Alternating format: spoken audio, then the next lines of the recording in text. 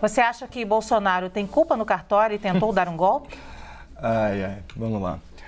Lula da Silva, esse grande bajulador de ditadores socialistas, afirma com absoluta convicção que seu antecessor é um golpista. Vejam só, logo Lula, o reconhecido adulador de tiranos, conivente com a violação de direitos humanos em países vizinhos, passador de pano para regimes antidemocráticos da América Latina e da África, nosso continente irmão. Esse é o Lula que não tem dúvidas que Jair Bolsonaro tentou dar um golpe de Estado, embora o ex-presidente estivesse sem cargo oficial, desinvestido de poder político, em terras estrangeiras, hospitalizado e em silêncio, eu diria até um eloquente silêncio. Mas enfim, o Lula também tinha certeza de que a lei das estatais deveria ser desfigurada para que ele tivesse centenas de indicações à sua disposição. O Lula tinha certeza de que a guerra na Europa era do interesse dos líderes ucranianos e que o conflito deveria ser resolvido, aspas, numa mesa de bar.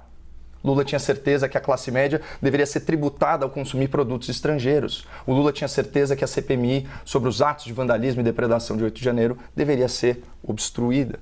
O Lula teve muitas certezas ao longo desse começo de mandato, não é mesmo? Portanto, não é nenhum exagero atribuir as certezas de Lula da Silva à consistência de uma gelatina ao relento. Aspas para Lula, né?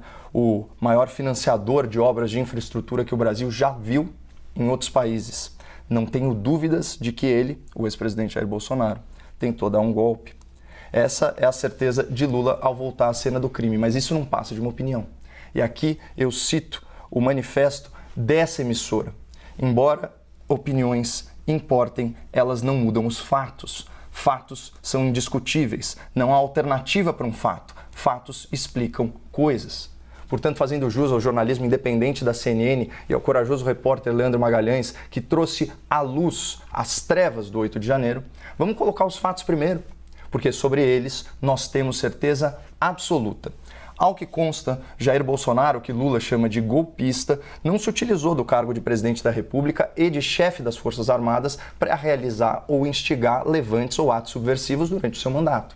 E na infame data de 8 de janeiro, como já foi citado, o ex-presidente estava desempossado, debilitado e, por que não, desterrado. Também é fato que depois da eleição, especialmente após o retorno de Lula à cena do crime, Jair Bolsonaro não instigou publicamente seus apoiadores a agirem de forma agressiva ou antirrepublicana. Tanto que o pretexto para a oitiva do depoimento sobre o 8 de janeiro é uma postagem relâmpago aí nas redes sociais no dia 10 de janeiro. É a posteriori. E agora, retomando aquele tema da ausência de dúvidas, vamos a outros fatos aí sobre o 8 de janeiro. Na véspera dos acontecimentos, o ministro da Justiça de Lula é alertado via relatório do diretor-geral da Polícia Federal sobre os riscos de invasão e depredação aos prédios públicos de Brasília. Da mesma forma, conforme reportado pela CNN Brasil, aspas, a ABIN emitiu alertas diários sobre risco de vandalismo em manifestações. Segundo a agência, os alertas foram transparentes e apontaram que seriam manifestações com volume e violência. As sinalizações da ABIN tiveram como base um alerta emitido pela Agência Nacional de Transportes Terrestres de que havia um volume incomum de ônibus sendo fretados para Brasília, e isso suscitava uma atenção maior das autoridades. Portanto, o governo Lula tinha plena ciência dos riscos potenciais do 8 de janeiro. E por eventos anteriores, como por exemplo aquelas manifestações violentas do Movimento Sem Terra, nós sabemos que as forças de segurança em Brasília, com algumas dezenas de homens, têm plena capacidade de repelir esse tipo de ocupação. Também é fato que o governo Lula, em posse dos vídeos das câmeras de segurança, divulgou em caráter oficial trechos editados da invasão e, quando foi instado a divulgar essa íntegra, a íntegra dessas imagens pela imprensa, decretou seu sigilo.